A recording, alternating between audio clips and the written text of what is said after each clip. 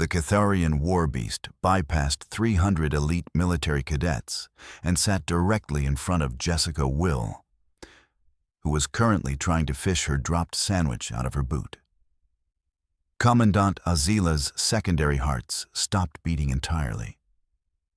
In 47 years of military service across 12 star systems, she had never witnessed anything that violated the natural order quite this completely.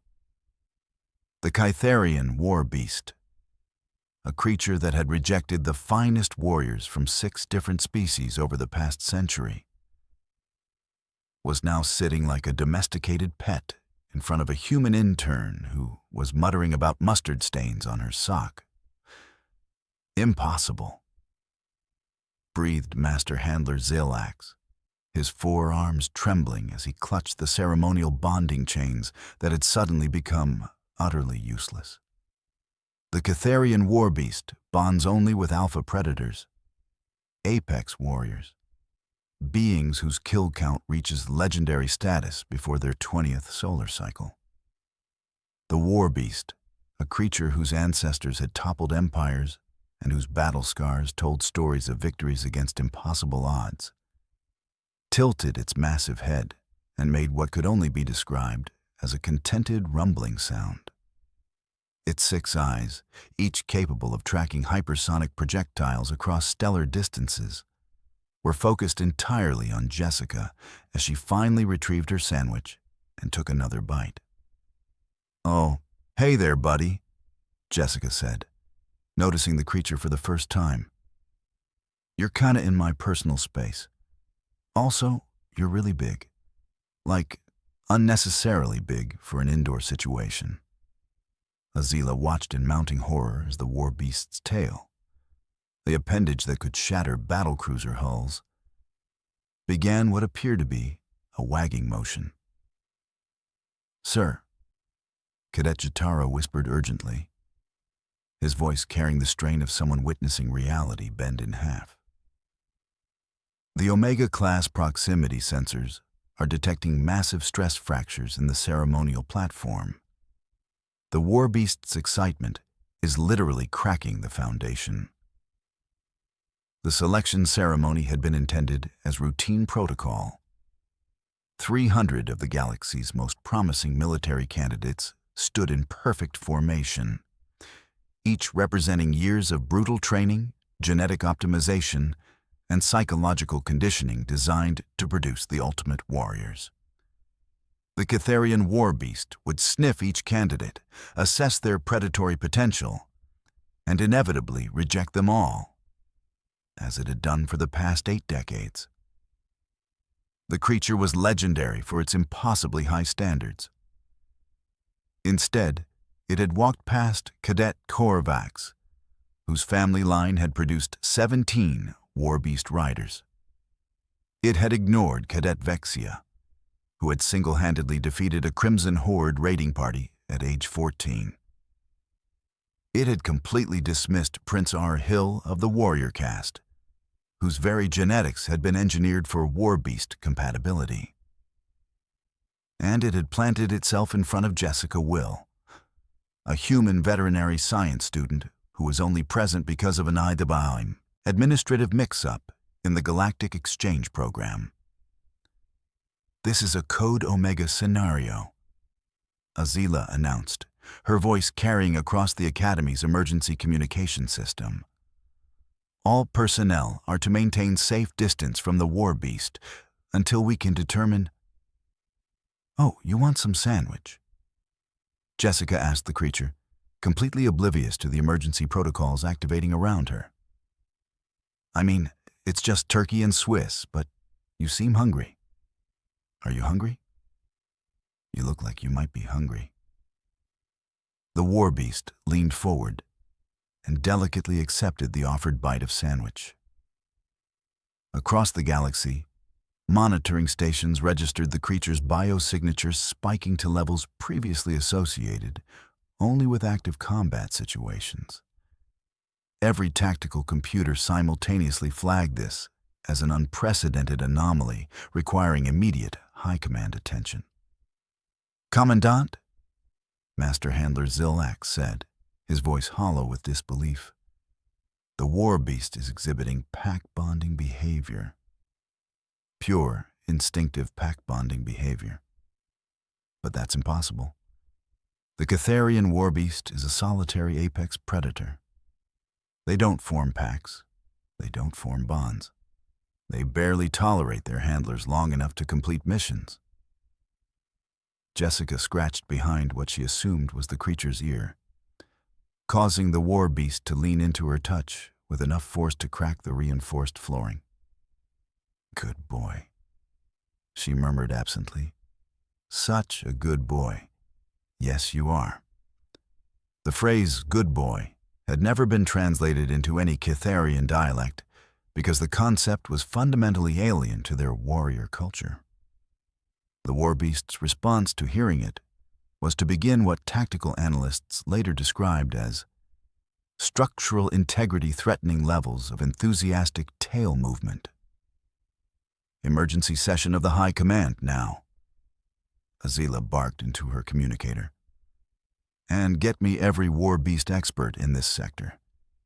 I don't care if we have to drag them out of retirement, stasis, or meditation retreats. We need answers." "But, Commandant," Cadet Jataro ventured, "what about the Void Swarm invasion?" Long-range sensors detected their advance fleet entering the Proxima sector. Without the War-Beast's participation in our defense strategy, the War-Beast is currently more interested in sandwich crumbs than defending the galaxy. Azila interrupted, watching as Jessica brushed invisible dirt off the creature's armored hide. "Our entire military doctrine assumes War-Beast cooperation through dominance and mutual respect between apex predators. This..." She gestured helplessly at the scene before them. "This breaks every fundamental assumption we've built our defenses on." Jessica looked up from where she was now examining the War-Beast's front paw, apparently concerned about something. "Hey, does anyone have like a first aid kit? I think this guy has a splinter or something. It's not a big deal, just needs some attention." The splinter Jessica was referring to was actually a piece of quantum-forged battle armor that had fused with the creature's natural carapace during the War-Beast's legendary single-handed defense of the Arcturus colony. Military historians considered it a sacred battle scar representing the creature's greatest victory. "She's trying to provide medical attention," Zilax whispered in amazement. "The War-Beast is allowing a non-bonded entity to examine its combat modifications. This violates every behavioral protocol we've documented for the past 3 centuries. The War-Beast, meanwhile, had begun making a sound that the Academy's audio analysis systems couldn't classify. It wasn't a growl, roar, or any recognized Kytharian War-Beast vocalization. It was rhythmic, rumbling, and seemed to vibrate through the creature's entire massive frame. Is it purring?" Jessica asked, looking genuinely delighted. "Oh my gosh, you are. You're purring. What a good boy. What a very good boy." Across the galaxy, every military strategist who had spent their careers studying Kytharian War-Beast psychology felt their worldview collapse into quantum uncertainty. War-Beasts did not purr. War-Beasts did not accept food from strangers. War-Beasts did not allow non-warriors to touch their battle scars. War-Beasts did not form emotional attachments. War-Beasts certainly did not choose human veterinary students as their bonded warriors. But as Jessica continued her impromptu medical examination, chatting conversationally about proper wound care and the importance of regular checkups, the War-Beast's purring grew louder. The sound resonated through the Academy structure, causing monitoring equipment to register seismic activity levels typically associated with tectonic shifts. "Commandant," came an urgent transmission from Academy Communications. We're receiving priority alerts from War-Beast facilities across 17 star systems. They're all reporting the same impossible behavior from their War-Beasts. Every single creature is exhibiting unprecedented social responses to any humans in their vicinity. Azila stared at Jessica, who was now apparently explaining to the War-Beast why it was important to keep wounds clean and how infection could slow healing. The creature hung on every word, with the focused attention typically reserved for battle strategy briefings. "Get me a direct line to Galactic High Command," Azila ordered, "and prepare a full tactical assessment. Whatever's happening here isn't isolated to our academy. This is a galaxy-wide phenomenon, and we have no idea what it means for our defense against the Void Swarm."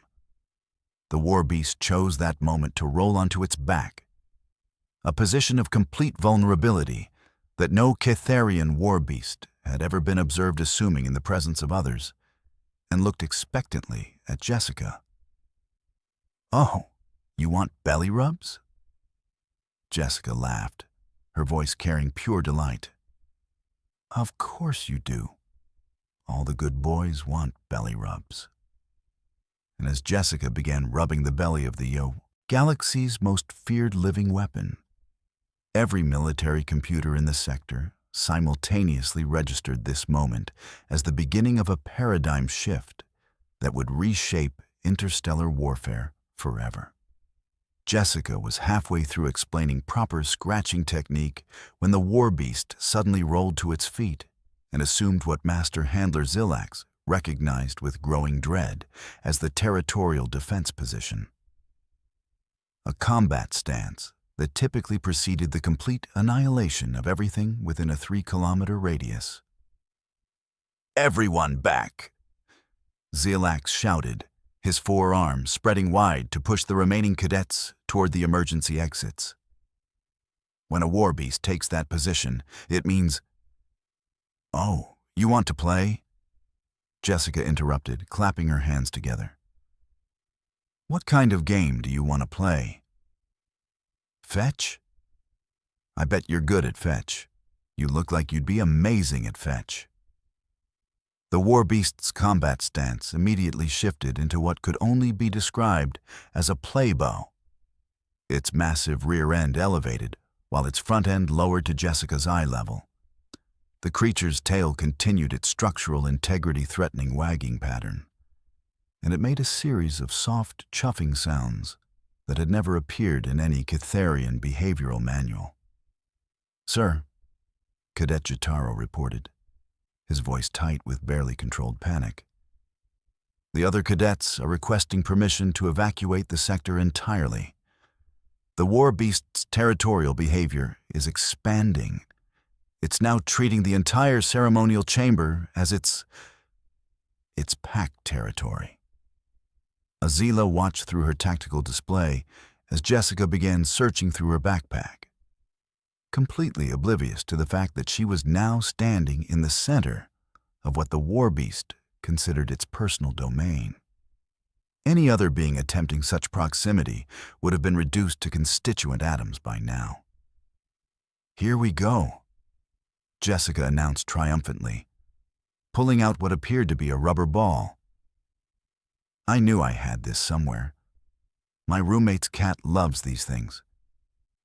But I bet you'll like it even better." She threw the ball across the ceremonial chamber with a casual underhand toss.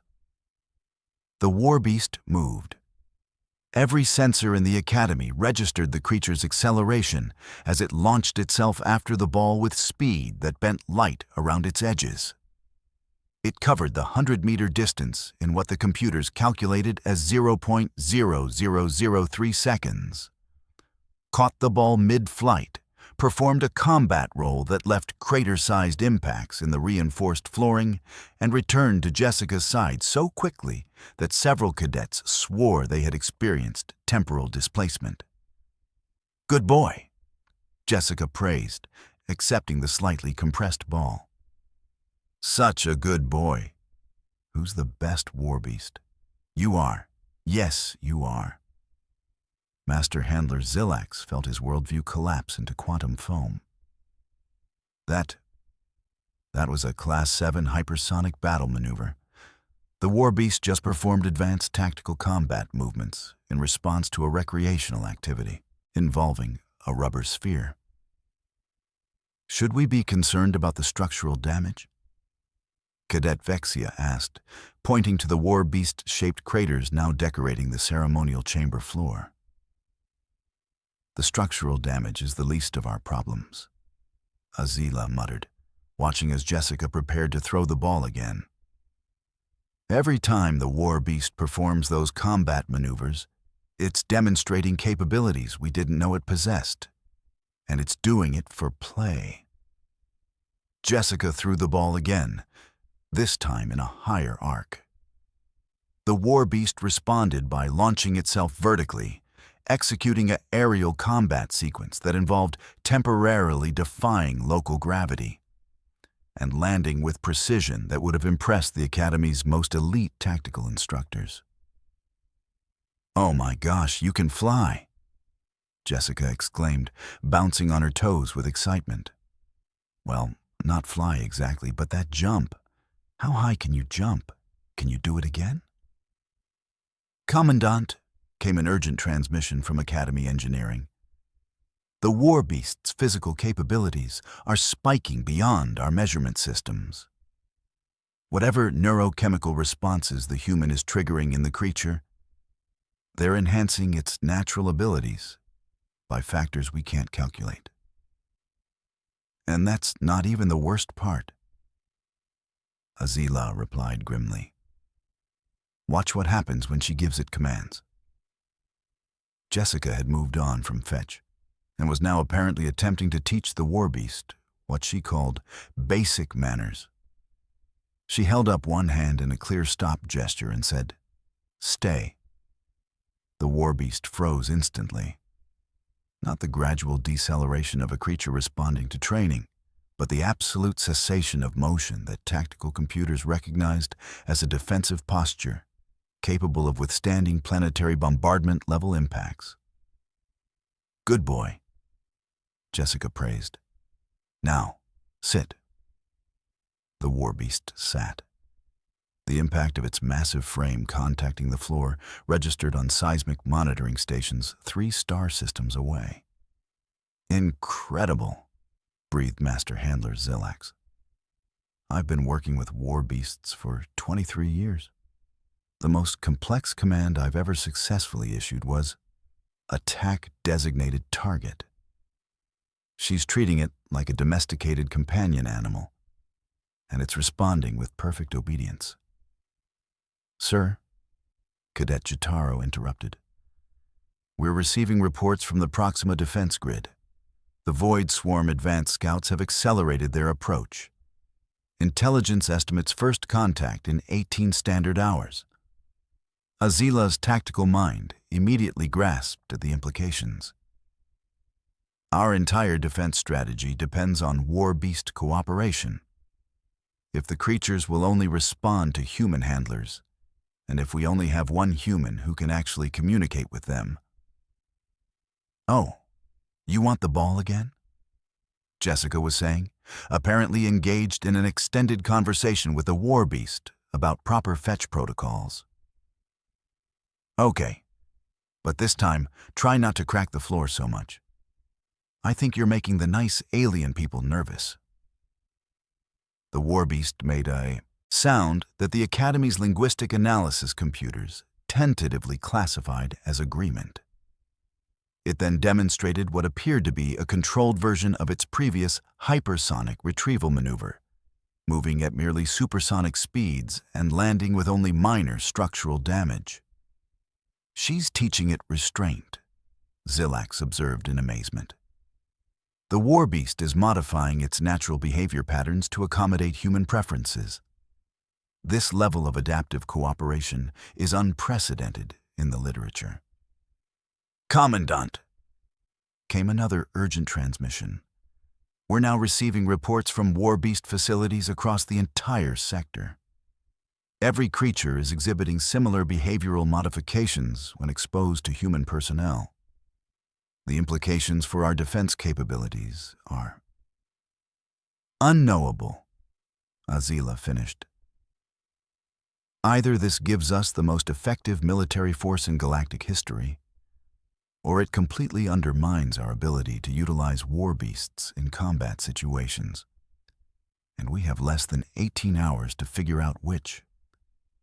Jessica had moved on to teaching the war-beast something she called shake hands, which involved the massive creature delicately offering one of its battle-scarred appendages for Jessica to grasp and move up and down. The sight of the galaxy's most feared predator engaged in what appeared to be a polite social greeting caused several cadets to question their understanding of reality itself. The worst part, Xylax murmured, is that she thinks this is normal. Look at her. She's treating a legendary war machine like it's a slightly oversized household pet. Maybe, Azila said slowly. That's exactly what we've been getting wrong all along. Jessica chose that moment to produce what appeared to be a treat from her backpack. Who wants a granola bar? She asked the war-beast conversationally. I bet you've never had one of these. They're pretty good. Lots of protein. The war-beast accepted the granola bar with the same delicate precision it had previously demonstrated with the sandwich, consuming it while maintaining what could only be described as polite eye contact with Jessica. She's sharing food with it, Azila observed. Voluntary resource sharing between bonded pack members. Except humans aren't pack animals, and war-beasts don't form packs. Sir, Cadet Jotaro said quietly, what if we've been fundamentally wrong about both species? As if in response to his question, the war-beast moved closer to Jessica and began making the purring sound again. This time, however, the vibrations seemed to resonate at a frequency that made every human present feel inexplicably calm and safe. Jessica, meanwhile, had begun absent-mindedly scratching behind the creature's ear while she checked her schedule. I wonder if I should skip advanced xenobiology this afternoon, she mused aloud. You seem like you might need some more attention, and Professor Kaeldra always records her lectures anyway. The war-beast's purring intensified, and it leaned into Jessica's touch with enough pressure to shift her entire body weight. She adjusted her stance automatically, as if she had been managing large animals her entire life. 18 hours until first contact with the void swarm, Azila muttered, watching Jessica and the war-beast settle into what appeared to be a mutually comfortable social arrangement. And our ultimate weapon has decided it wants belly rubs and granola bars. Commandant, Xylax said carefully, what if that's not our problem? What if that's our solution? The emergency council chamber had been designed to withstand planetary bombardment, but it wasn't equipped to handle Grandmaster War-Beast theorist Kael'thas, having what could only be described as an academic nervous breakdown. Impossible, Kael'thas repeated for the 47th time, his 3,000-year-old voice cracking with intellectual anguish. 7 millennia of behavioral studies. 7 millennia. And this human has rendered every single research document obsolete in the span of one afternoon. Through the chamber's reinforced viewing window, they could observe Jessica sitting cross-legged on the floor while the war-beast lay beside her with its massive head resting in her lap. She was reading what appeared to be a textbook aloud, occasionally pausing to explain concepts in simplified terms to her attentive audience of one legendary killing machine. The digestive system of mammals, Jessica read clearly, requires a balanced diet of proteins, carbohydrates, and essential fatty acids. See? That's probably why you like the granola bar so much. Good nutritional balance. The war-beast made a sound that the Academy's most advanced linguistic computers had finally classified as interested agreement. This violates the fundamental principles of War-Beast psychology. Grandmaster theorist Sin Ara announced, her tentacles writhing with distress as she reviewed holographic displays of real-time data.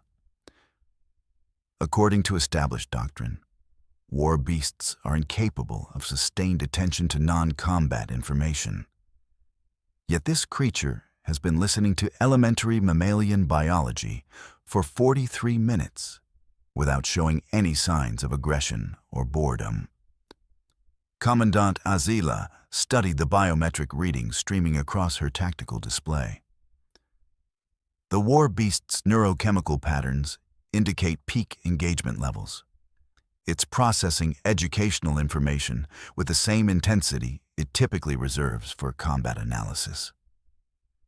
But that's not possible, Master Handler Zilax protested, his forearms gesturing helplessly at the accumulated research data surrounding them.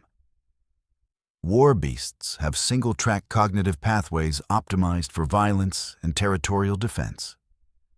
They literally cannot form complex social attachments or demonstrate curiosity about non-threatening stimuli. Sir, interrupted Communications Officer R. Hill, we're receiving priority updates from 17 War-Beast research facilities across the sector. All of them report identical behavioral anomalies. The creatures are demonstrating social learning, cooperative play behavior, and what several xenopsychologists are describing as emotional dependency on human approval.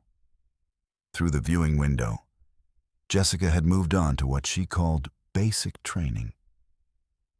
She held up her hand and said, "Stay," then walked several meters away. The war-beast remained perfectly motionless, its 6 eyes tracking her movement with focused attention that reminded everyone present of a devoted companion waiting for permission to follow. "Good boy," Jessica called, and the war-beast's tail began its reality-bending wagging motion. "Now come here." The creature moved toward her with controlled precision, careful not to damage the floor more than absolutely necessary. When it reached Jessica, it sat without being asked and looked up at her expectantly. "This is unprecedented cooperative behavior," Grandmaster Theorist Kytharian whispered, his voice hollow with existential dread. The war-beast is anticipating her commands and modifying its responses to meet her approval. This suggests a level of social intelligence that contradicts every fundamental assumption about the species. "It gets worse," Azila announced grimly, activating a new set of holographic displays. Analysis of the war-beast's enhanced capabilities while interacting with the human shows performance improvements of 300 to 800% across all measurable categories: speed, strength, tactical awareness, environmental adaptation. Every single attribute is being amplified by its emotional state. Jessica had begun teaching the war-beast something she called gentle touch, demonstrating how to carefully manipulate objects without destroying them. The creature watched intently as she picked up various items from her backpack, then attempted to replicate her movements with appendages capable of crushing starship hulls. "Look at that precision," Master Handler Zilax breathed in amazement. "It's using claw tips designed for penetrating battle armor to delicately handle a writing implement. The level of motor control required for that adjustment should be neurologically impossible." "Sir," Communications Officer R. Hill reported, "Emergency update from Proxima Defense Command. Void Swarm Advance Forces have accelerated beyond all projections. First contact now estimated in 8 standard hours." The chamber fell into grim silence as the tactical implications became clear. Their most powerful defensive weapon was currently learning how to play what Jessica called gentle paw games. We need to test combat readiness, Azila declared. Activate Level 3 training protocols. If the War-Beast won't respond to traditional command structures, we need to determine if it will respond to human-issued combat directives. Absolutely not, Grandmaster Theorist Sinara interjected, her tentacles coiling with anxiety. We have no understanding of how human War-Beast bonding affects the creature's psychological stability during combat situations. Introducing combat stimuli could trigger unpredictable behavioral responses. Through the viewing window, Jessica had apparently decided the War-Beast needed what she called enrichment activities. She had constructed an improvised obstacle course using furniture and was encouraging the creature to navigate through it. "Over here, boy," Jessica called, patting the top of a chair. "Can you jump over this?" "I bet you can jump over this." The War-Beast launched itself over the obstacle with casual grace, landing silently despite its massive size. Jessica applauded enthusiastically, and the creature's entire demeanor brightened with what could only be described as pride. She's teaching it to navigate complex environments for recreational purposes, Zalax observed. But look at the movement patterns. Those are advanced tactical maneuvers disguised as play behavior. "Sir," interrupted tactical analyst Vexathul, "the War-Beast's performance metrics during these games are exceeding combat-rated specifications.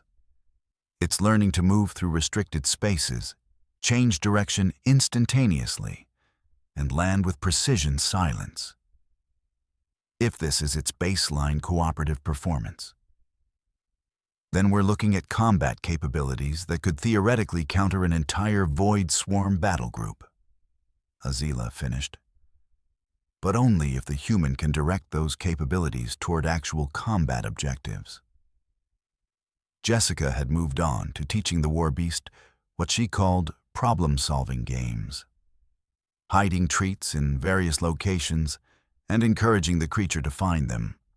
The War-Beast approached each challenge with focused intelligence, using sensory capabilities and analytical skills that went far beyond mere predatory hunting instincts.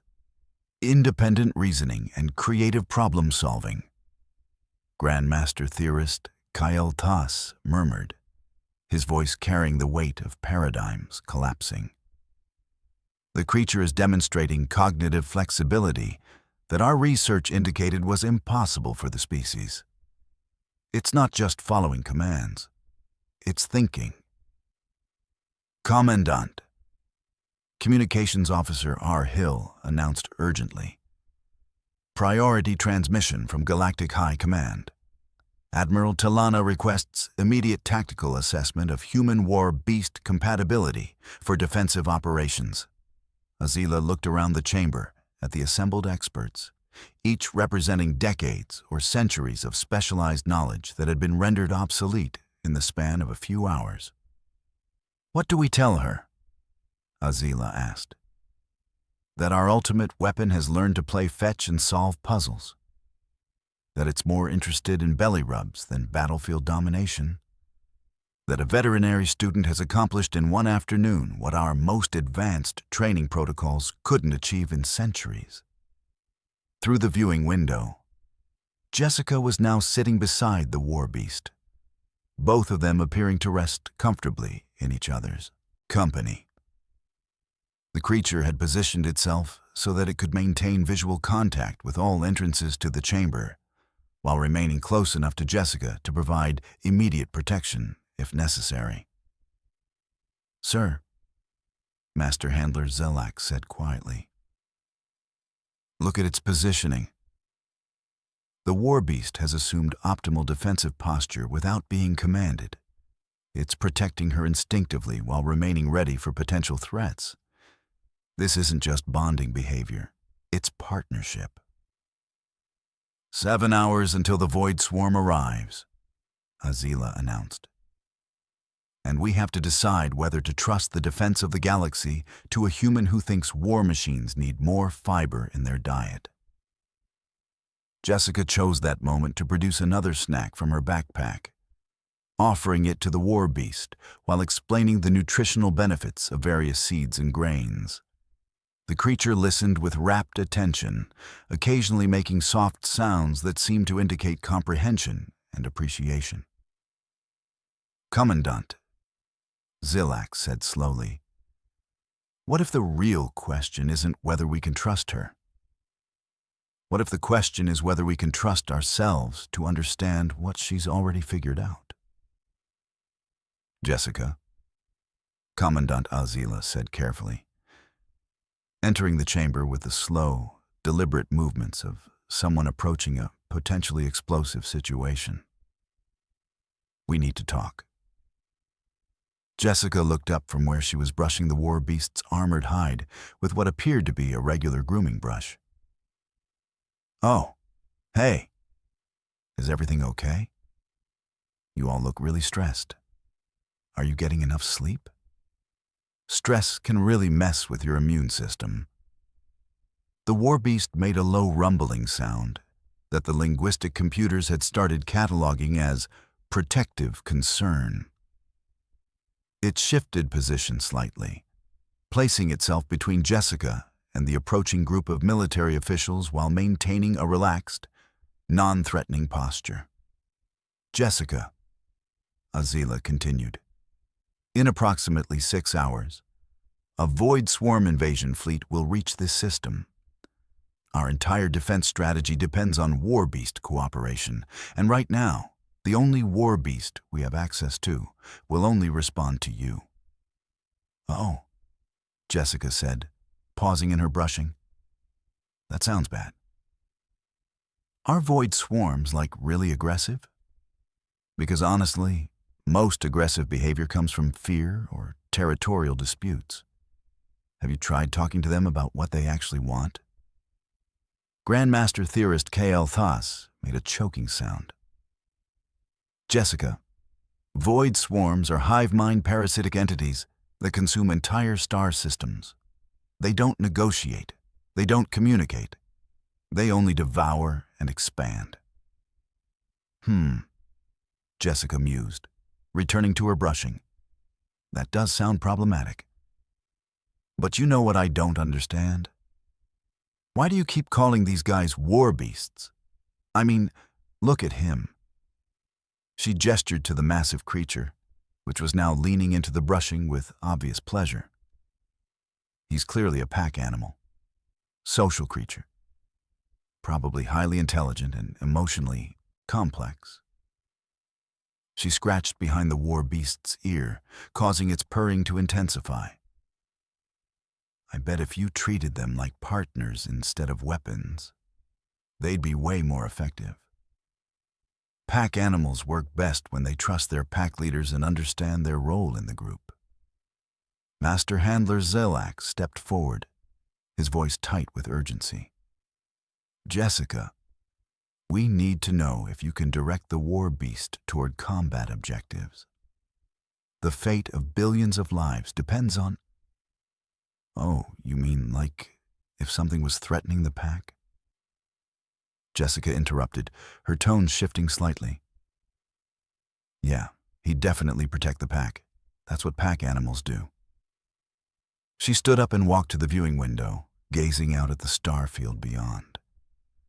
The War-Beast immediately moved to her side, its massive presence radiating protective alertness. "The thing is," Jessica continued conversationally, "you've been thinking about this all wrong. War-Beasts aren't solitary predators. Look at the evidence."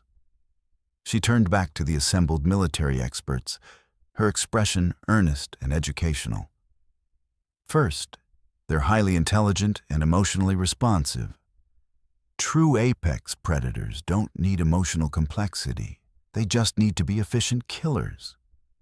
But pack animals need sophisticated social intelligence to coordinate with their group members." The War-Beast made a sound of agreement. Its 6 eyes focused on Jessica, with what could only be described as pride. Second, they're incredibly adaptable and eager to learn new behaviors. Again, solitary predators have fixed behavioral patterns optimized for hunting. Pack animals need to be flexible because they have to coordinate with others and adapt to changing group dynamics. Grandmaster theorist Sin Ara's tentacles writhed with the discomfort of having fundamental assumptions challenged. But Jessica, war-beasts have never demonstrated pack behavior. They've always operated independently. Because you never gave them a pack, Jessica replied simply. You've been keeping highly social creatures in isolation and wondering why they seemed antisocial. Then you tried to control them through dominance and fear instead of building actual relationships. She moved back to the war-beast, who immediately lowered its head so she could scratch behind its ears. This guy doesn't want to be a weapon. He wants to be part of something bigger than himself.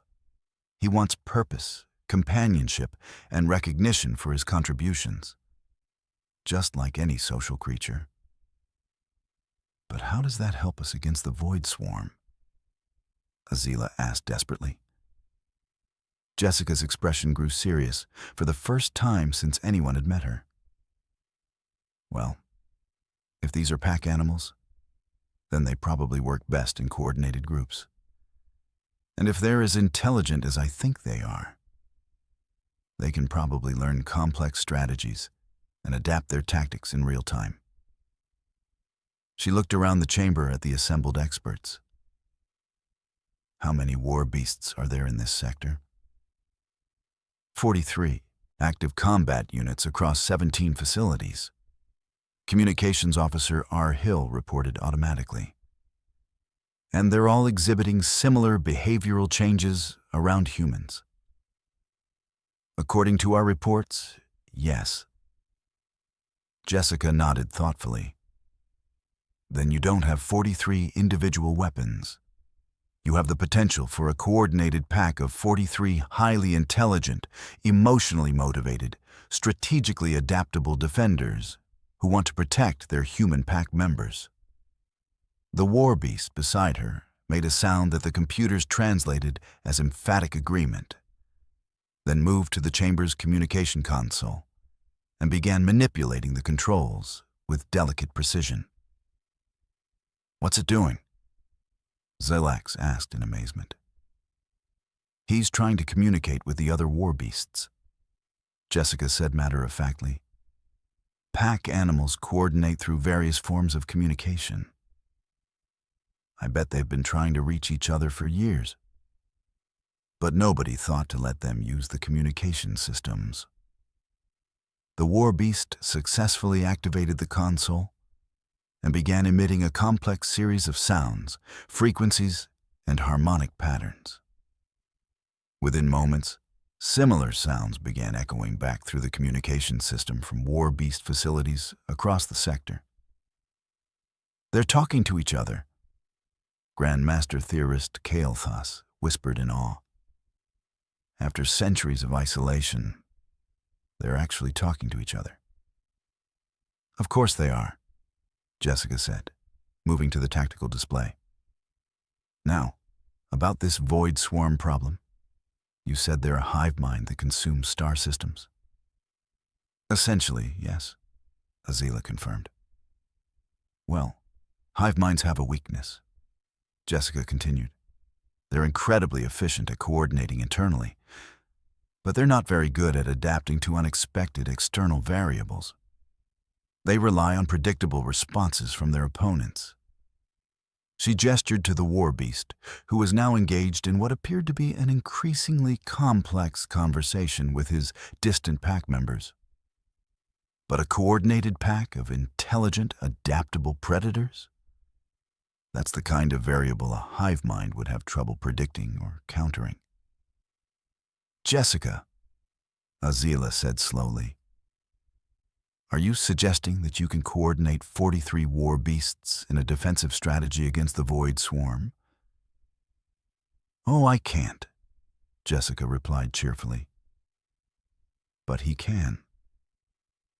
She nodded toward the war-beast. Pack animals naturally organize themselves into leadership hierarchies. They just need to know what the pack's objectives are and trust that their pack leaders support them. The war-beast turned from the communication console and made a sound that everyone present somehow understood as a question directed at Jessica. "The pack's territory is threatened," Jessica told the creature seriously. "Can you coordinate with the others to protect everyone?" The war-beast's response was immediate and unmistakable. It was the sound of a pack leader accepting responsibility for the safety of everything and everyone it considered under its protection. "Well," Jessica said, turning back to the stunned military officials, "I guess we should probably start figuring out how to support a 43-member war-beast pack in coordinated defense operations. Do you have any snacks? They're going to need proper nutrition for this kind of activity." Through the communication system, the sounds of war-beasts across 17 facilities could be heard coordinating in ways that made every tactical computer in the sector register readings it had never been programmed to interpret. The Void Swarm was about to encounter something completely outside its predictive algorithms. A pack of highly intelligent predators who had finally found their pack leader and were eager to prove themselves worthy of her trust. 3 standard months after what military historians would later call the Jessica Incident, the Galactic War College had been forced to completely restructure its entire curriculum. Professor Azila, recently promoted from Commandant to Director of Interspecies Combat Psychology, stood before a lecture hall filled with the most elite military minds from across 12 star systems, all of whom were frantically taking notes on elementary pack dynamics and treat-based motivation systems. "The fundamental error in our approach," Azila explained to her audience of generals, admirals, and strategic theorists, "was assuming that superior firepower required emotional detachment. Jessica will prove that the opposite is true. Optimal combat effectiveness requires emotional investment in the mission's success."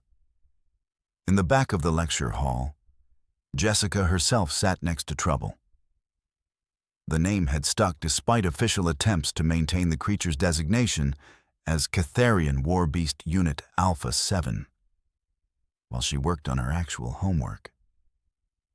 Advanced veterinary pathology was apparently more challenging than revolutionizing galactic warfare, based on the concentration she was devoting to her textbook. Trouble lay beside her chair in what had become his standard position, close enough to provide immediate protection, positioned to monitor all room entrances, but relaxed enough that his purring provided a soothing background soundtrack to the lecture. Occasionally, Jessica would absently scratch behind his ear while reading, causing the creature's biosignatures to spike with contentment levels that still baffled xenopsychologists. "The Void Swarm engagement," Azila continued, "lasted exactly 47 minutes. 43 war-beasts, coordinated through pack communication protocols and motivated by protective instincts toward their human partners, eliminated an invasion force that our tactical projections indicated would require months of conventional warfare to defeat." Admiral Janira of the Proxima Defense Fleet raised one of her appendages. "Director Azila, can you explain how Jessica's methods translated into practical battlefield coordination? Our after-action reports indicate tactical maneuvers that shouldn't have been possible." Azila activated a holographic display showing the battle's progression. Jessica's approach was elegantly simple. She told Trouble that the Void Swarm was threatening the pack's territory and all the people in it. Trouble communicated this threat assessment to the other war-beasts using their natural pack coordination instincts.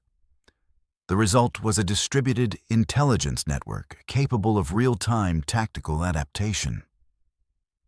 The holographic display showed 43 war-beasts, moving in perfect coordination across multiple star systems.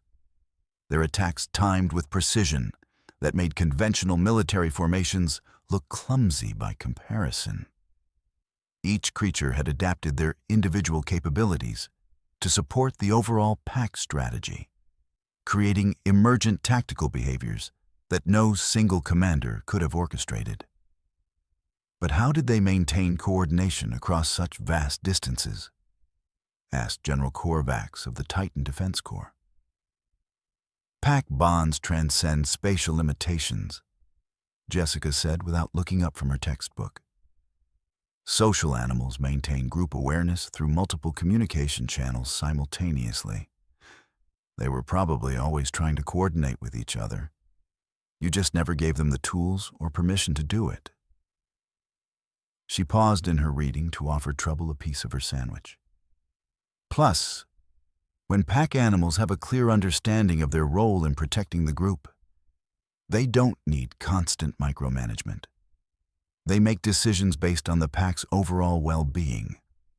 Master Handler Zilax, now titled Chief of Human War-Beast Relations, nodded enthusiastically. Jessica's protocols have increased War-Beast performance effectiveness by an average of 847% across all measurable categories. More importantly, creatures' psychological wellness indicators have improved by over 1,200%. They're happier, Jessica translated, finally looking up from her homework. Happy Pack members are more motivated, more creative in problem solving, and more willing to take personal risks for the group's benefit. It's basic social psychology. Admiral Talana leaned forward in her seat. Jessica, our defense analysts want to understand how you knew the war-beasts would respond to pack leadership protocol. Your background is in veterinary science, not military strategy. Jessica considered the question seriously. Well, I grew up with dogs, and cats, and horses, and a few rescued wild animals that probably shouldn't have been pets but needed medical attention. She shrugged. Animals are pretty straightforward once you understand what they need emotionally. They want to belong to something, contribute meaningfully, and know that their contributions are valued. She looked around the lecture hall filled with the galaxy's most decorated military leaders. I mean, don't people want the same things? Why would war-beasts be different? The silence that followed was the sound of several centuries of military doctrine being quietly retired.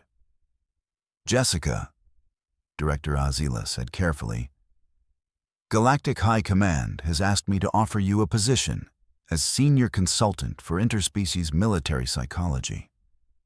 The salary would be... Oh, that's really nice of you, Jessica interrupted, but I'm still working on my degree. Plus, Trouble and I have gotten into a pretty good routine here. He helps me study, and I make sure he gets enough exercise and social interaction. It works out well for both of us.